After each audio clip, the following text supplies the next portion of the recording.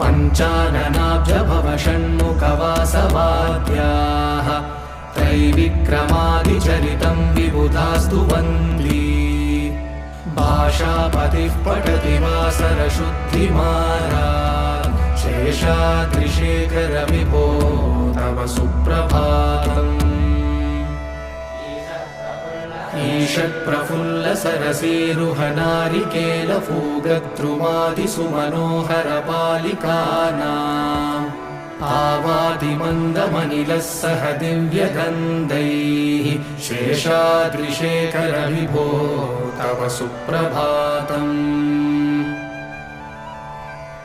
उन्मील्यनेत्रयुगमुत्तमपञ्जरस्ताः पात्रावशिष्टकदलीफलपायसानि भुक्त्वा सलीलमतकेलिसुखाः पठन्ति।